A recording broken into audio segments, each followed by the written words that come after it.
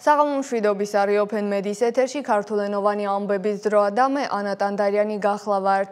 წითელი ჯვრის საერთაშორისო კომიტეტი აზერბაიჯანის ხელისუფლებასთან ბაქოში თავისი მომავალი საქმიანობის შესახებ მოლაპარაკებებს აგრძელებს. საუბარი ეხება საერთაშორისო ჰუმანიტარული სამართლით დაცულ პირებს. შეგახსენებთ, ბაქოს მოთხოვნით წითელმა ჯვარმა სექტემბრიდან აზერბაიჯანში საქმიანობა უნდა შეწყვიტოს. წითელი ჯვარი თავისი მისიის გაგრძელებას აუცილებლობას იმ გარემოებით ასაბუთებს, რომ ის ერთადერთი საერთაშორისო ორგანიზაცია, რომელიც აზერბაიჯანში მყოფ სომეხ პატიმრებთან ახლობლების კავშირს უზრუნველყოფს. აზერბაიჯანის მოთხოვნა წითელი ჯვრის მისიის შეწყვეტის შესახებ 2023 წლის სექტემბერში მთიან ყარაბაღზე კონტროლის სრულად აღდგენას უკავშირდება. ბაქოს ოფიციალური პოზიციით კონფლიქტი დასრულებულია, შესაბამისად ორგანიზაციის მანდატი, რომელიც კონფლიქტის პერიოდში მოქმედებდა, ამოწურულია. ამჟამად აზერბაიჯანში დაკავებულები არიან მთიანი ყარაბაღის ყოფილი პოლიტიკური და სამხედრო ლიდერები და სხვა მაღალჩინოსნები. წითელი ჯვრის საერთაშორისო კომიტეტი ერთადერთი ორგანიზაცია, რომელსაც აქვს მანდატი მოინახულოს, ეს დაკავებულები შეამოწმოს მათი დაკავების პირობები და ხელი შეუწყოს მათსა და ოჯახებს შორის კომუნიკაციას. მისიის შეწყვეტის შემთხვევაში პატიმრები შესაძლოა სრულად იზოლირებულნი აღმოჩნდნენ გარე სამყაროსგან. ირანმა 3+3 სამხრეთ კავკასიაში კონფლიქტების მოგვარების წარმატებულ ფორმატად შეაფასა. ირანის საგარეო საქმეთა სამინისტრომ 3+3 ფორმატი სამხრეთ კავკასიაში რეგიონული კონფლიქტების გადაჭრის ერთ-ერთ მექანიზმად დაასახელა. ამის შესახებ დღევანდელ პრეს-კონფერენციაზე უწყების ოფიციალურმა წარმომადგენელმა ესმაილ ბაღაიმ განაცხადა. მისი თქმით, რეგიონის ქვეყნებმა უნდა გააძლიერონ რეგიონალური მექანიზმები გარე ჩარევის თავიდან ასაცილებლად და ირანი აქტიურად მუშაობს ამ მიმართულებით. სომხეთის ქალაქ გიუმრიში 102 რუსული სამხედრო ბაზის გაყვანის მოთხოვნით საპროტესტო აქცია გაიმართა. 23 აგვისტოს პარტია რესპუბლიკის სახელით ორგანიზებით აქციის მონაწილეები სკანდირებდნენ ლოზუნგებს 102 სამხედრო ბაზა გადის სომხეთიდან და დამოუკიდებელი სომხეთი რუსული ჩექმების გარეშე. აქციის პარალელურად ბაზის მხარდასაჭერად 2 მცირერიცხოვანი კონტრაქციაც ჩატარდა. საზოგადოების აზრი გაყოფილია. ნაწილი ბაზას უსაფრთხოების გარანტად მიიჩნევს, ნაწილი კი სომხეთის სუვერენიტეტის საფრთხედ. ექსპერტულ წრეებში იზიარებენ ბაზის გაყვანის მომხრეთა პოზიციას. უსაფრთხოების პოლიტიკის კვლევების ცენტრის ანალიზის თანახმად, რუსეთზე დამოუკიდებლობა სომხეთისთვის გამოწვევებს ქმნის და შესაძლოა მოსკოვმა ის ჰიბრიდული ომის ინსტრუმენტად გამოიყენოს. ანალიტიკოსების შეფასებით მართალია ბაზიდან პირდაპირი სამხედრო დარტყმის ალბათობა ამ ეტაპზე დაბალია, მაგრამ რუსეთს ამისთვის საჭირო ინსტრუმენტები გააჩნია. აზერბაიჯანში ძალიან ხშირად ხდება ხანძრები სავაჭრო ცენტრებში, რის შემდეგაც მათი შედეგები ან საზოგადოებას არ ეცნობა, ან მათ შესახებ მხოლოდ ნაწილობრივ იუწყებიან.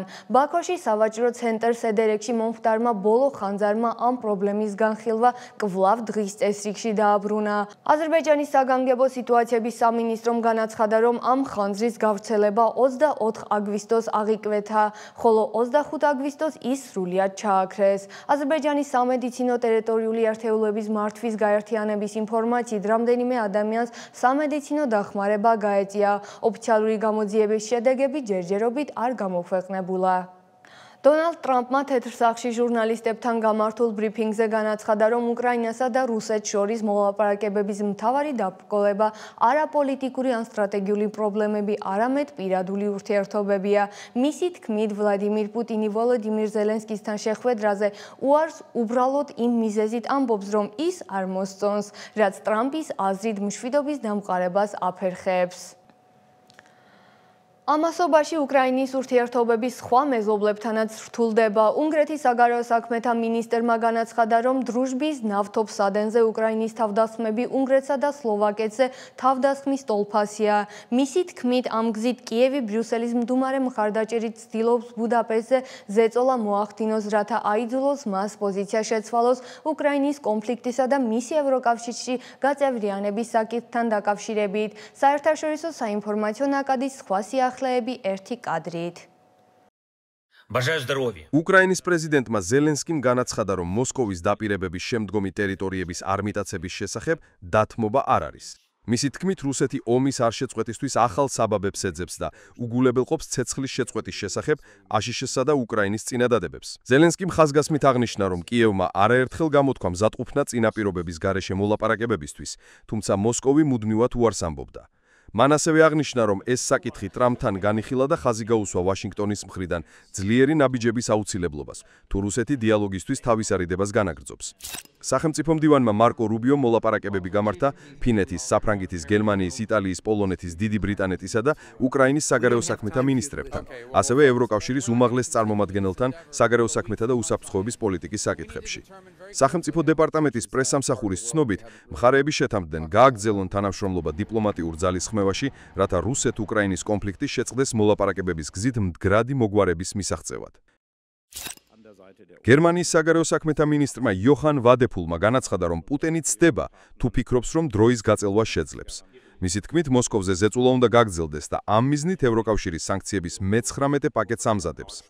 ვადეფულმა აღნიშნა, რომ ახლა პუტინის ჯერია დაამტკიცოს თავისი მზადყოფნა სამართლიანი მშვიდობის მისაღწევად, რადგან კიევმა თავისი ნაბიჯი უკვე გადადგა, როდესაც წინაპირობების გარეშე მოლაპარაკებებს დათანხმდა.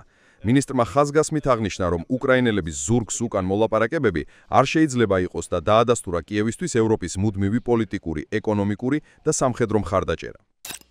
სამხრეთ კორეის პრეზიდენტ ალი ჯე მიონთან შეხვედრის შემდეგ ჟურნალისტების კითხვაზე ამ ქვეყნეს მტრული სახელმწიფოს ლიდერისადმი მისი დამოკიდებულების შესახებ დონალდ ტრამპმა უპასუხა, რომ მას შესანიშნავი ურთიერთობა აქვს კიმ ჩენ ინთან და იმედი გამოთქვა, რომ ეს ურთიერთობები ასეთადვე დარჩება. ლისთან შეხვედრამდე ტრამპმა სოციალურ ქსელებში სეულთან გარიგების შეწყვეტით იმუქრებოდა, თუმცა მათ შორის დაძაბულობა სწრაფად განიმუხდა, როდესაც ლიმ ტრამპი უხვი კომპლიმენტებით შეამყო და ოვალური კაბინეტის დიზაინი შეახო. მიუხედავად ამისა, ტრამპმა თავი არიდა პირდაპირ პასუხზე კითხვაზე, შეამცირებდა თუ არა ამერიკული ჯარების კონტინგენტი სამხრეთ კორეაში. თუმცა ამავდროულად განაცხადა, რომ სურს გაწყვიტოს აშშ-სა და სამხრეთ კორეას შორის დადებული მსხვილი სამხედრო ბაზის საიჯარო ხელშეკრულება და ტერიტორია ამერიკულ საკუთრებად მიიღოს. ტაიფუნმა კაიჯიგმა ვიეტნამს მნიშვნელოვანი ზიანი მიაყენა ხელისუფლების მონაცემებით, სულ მცირე 3 ადამიანი დაიღუპა და 10 დაშავდა. სტიქიის შედეგად დაზიანდა თითქმის 7000 სახლი, წყალი დაიფარა 30000 ჰექტარზე მეტი ბრინჯის მინდორი, წაიქცა ათასობით ხე და 300-მდე ელექტროგადამცემი ბოძი, რამაც 5 პროვინციაში ელექტროენერგიის ფართომასშტაბური გათიშვა გამოიწვია. 325000 ადამიანის ევაკუაცია მოხდა. ქვეყნის დედაქალაქის ჰანოის ქუჩები ძლიერი წვიმების გამო დაიდბორდა. ავტომობილების სახურებამდე წყალში იყო ჩაზარული. მეტეოროლოგები აცხადებდნენ, რომ წვიმები გაგრძელდებოდა. სამშაბათისთვის კაიჯიკი ტროპიკულ შტორმად გადაიქცა და მეზობელი ლაოსის ტერიტორიაზე გადაინაცვლა. შეერთებული შტატების თავდაცვის მინისტრის თანაშემწის ყოფილი მოადგილის ლორა კუპერის განცხადებით, შეერთებული შტატები კვლავაც მტკიცედ უჭერს მხარს ქართველ ხალხსა და საქართველოს სუვერენიტეტს. მან აღნიშნა, რომ ქართველ ხალხს არ უნდა შეექმნას განცდა, თითქოს ვაშინგტონმა მათ ზურგი აქცია.